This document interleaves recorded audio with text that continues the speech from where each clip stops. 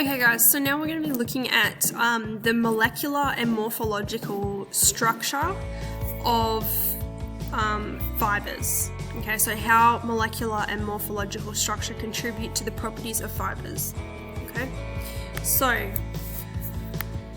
performance characteristics of fibres. A fibre used for textiles must be flexible and fine and have enough length and strength so that it is suitable for manufacturing into fabric. The varying characteristics of textile materials are due to the differences in the basic form of fibres. Okay, so there are two different types of fibres. A fibre can be short, known as a staple fibre, or a fibre can be a very long continuous length called a filament fibre. Okay, so they're the two that you'll need to know. Staple fibre is short. Think of it like a staple that you put in a stapler is short, and a filament is long, so it's full. So staple short, filament long. All natural fibres except silk are staple fibres. So all manufactured fibres are filament fibres. So all those chemically produced fibres, those man-made manufactured fibres, are long filament fibres. Okay, because they can make them any way that they want to because it is man-made. Whereas all natural fibres are staple fibres except for silk. Okay, so silk is made by the silkworm and it's a long continuous fibre. All natural fibres like cotton, ramie, linen, any of those fibres are staple fibres, so they're quite short fibres. Okay, so the source as well as the physical shape of the fibre will have an impact on its properties. So where the fibre comes from as well as the actual shape of the fibre have an impact on the properties. All fibre shape can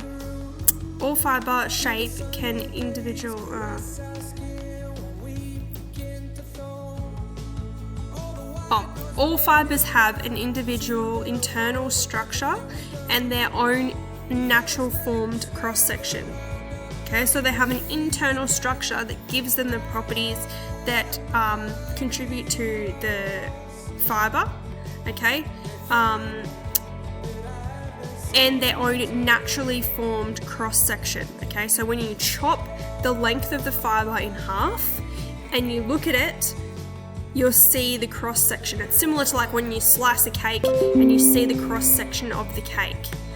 Okay, so that's what it's meaning by that. If you chop it, you'll see the cross-section. So you see the layers. So that's the cross-section. It is possible to change or engineer the cross-sectional shape of man-made fibres in order to build in specific properties. So like I said, they can make fibres literally whatever they want them to be. So whatever properties they want, they can sort of put those properties in. It's like making a cocktail. You just put in everything that you want. Okay. The shape and formation of the fibre length can also affect the properties of the fibre. Okay, so yes, the shape, the overall shape of the fibre and the length of the fibre contribute different properties to the fibre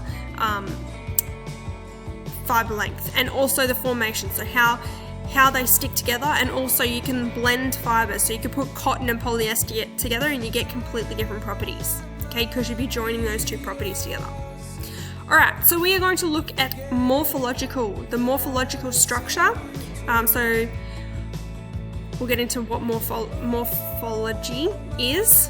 So it's all about the external fibre structure. So you're looking at it from an external point of view. So you're actually looking at the outside of the fibre and what properties that has. Okay, so fibre structure. Fibre morphology is the study of individual fibres within a particular material, and this gives an indication of its possible performance in different situations. Okay, so fibre morphology includes surface characteristics. So if you look at the surface of the fibre, what sort of characteristics does that fibre have? Is it rough? Is it smooth? Is it textured? What sort of characteristics does it have? The cross-sectional appearance, like I said before, it's like cutting a cake. It's like seeing the layers of a cake. The cross-section is when you cut a fibre in half and you can see the inside of it. Staple fibres is also a part of fiber morphology. So which type of fiber is it? Is it staple, is it filament, or is it multi-filament? So multi-filament is when there's multiple filaments wound together or positioned together. A filament is a long fiber, staple is a short fiber, and then multi-filament is a long fiber that has two joined together. The most important fiber characteristics is the size, also known as fineness, and fiber length, critical in the processing of fibre and yarns. Furthermore, other important properties include fibre shape, weight and crimps, fibre length, blends, waves, curls, or fibre twists. So when you look at wool, for example, the wool fibre, if you see a picture of an actual wool fibre, it's really crinkled. It's like a crinkle chip. You know when you get those frozen crinkle chips, it's literally wavy, it's like a zigzag. So you can see all the crimps in it, and that gives it a completely different property. So it gives it a property that you can add to that textile product at the end. So the microstructure of fibres includes their surface contour and cross-sectional shape. Alright, so the types of fibres. So we've looked at the classifications. We've got natural and man-made. Under natural, we've got plant cellulosic, animal protein, and then we've got animal hair protein. Okay, so these are fiber types. Okay, so long fiber is your filament, staple fiber is your short fiber. Okay, so a filament fiber is a long continuous length. Silk taken from a cocoon of a silkworm is a filament fiber. The only natural filament fiber is silk. Synthetic fibers can also be manufactured as filament. If the filament is then cut into short lengths, it becomes a staple. So obviously, because it's not naturally produced, a man-made fiber, they can cut them into different lengths, and that can be known as staple as long as it's the same discrete size. Okay, so you can see the picture here. It's a long continuous fiber. This is silk here, so shows you the picture there is silk, so you can see that there's a really long strand. Okay, so it's a long strand of fiber. Okay, a staple fiber is a short fiber. It refers to the average length of a group of fibers of any composition. Staple length depends on the fibers. So yeah, it depends on like the length of the fibers. Natural fibers such as cotton or wool have a range of lengths in each sample. So the sample length is an average. For synthetic fibers, which have been cut to a certain length, the staple length is the same for every fiber in the group. Okay, and then we've just got a definition down the bottom there. A multi-filament, multi meaning more than one, and filament, a long continuous fiber, means that there's more than one long continuous fiber.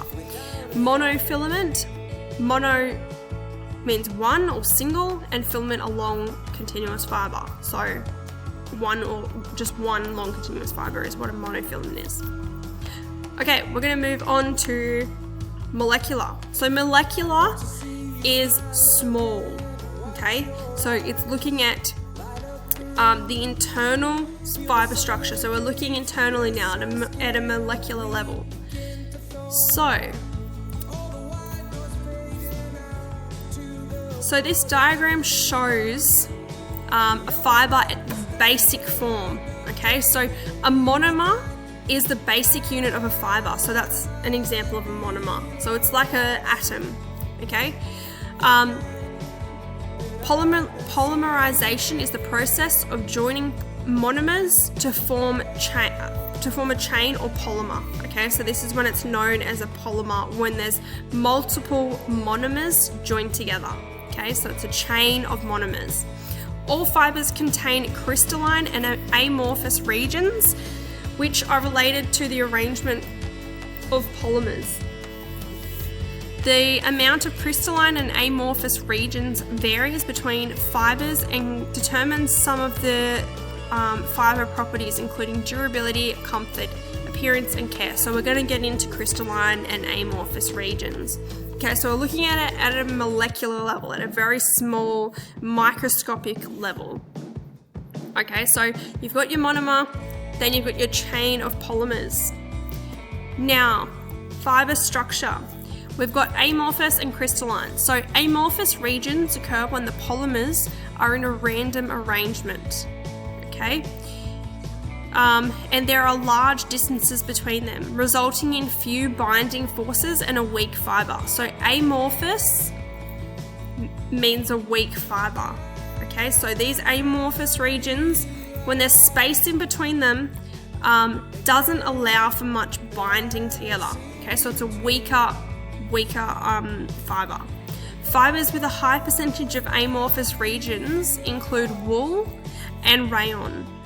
The properties of these fibres are generally poor strength, low durability, good absorbency, can be easily dyed, more elasticity, and good abrasion resistance. Okay, so these regions here, when there's space in between them, weakens the fibre. Okay, so you have your monomers, and then your monomers all join together to create a polymer. Okay, but those polymers aren't straight and aren't perfect, aren't parallel. They're sort of just clunkily joined together. Okay, so it creates space, which weakens the fibre.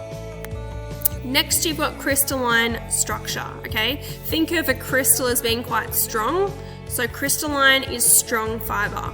So crystalline regions occur when the polymers are packed closely together and in a parallel arrangement, allowing many binding forces and resulting in a stronger fibre. So when the polymers join together, there's not much space in between them. So they're connecting with the most surface area. So there's no space in between them, which actually allows for a stronger fibre. Okay, you can see how that diagram looks a lot stronger compared to this diagram here with a lot more space in it.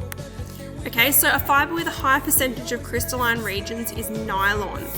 Its properties are generally strength, high durability, low absorbency because it doesn't have those spaces in between, so it doesn't allow anything to actually be absorbed. Not easily dyed. Well, if it's low absorbency, it's not going to be easily dyed because it's not going to absorb the dye. Less elasticity, okay, because it's a strong fibre, and poor abrasion resistance. Okay, we're going to get into fibre types next, but that is it for fibre structure, morphological and molecular.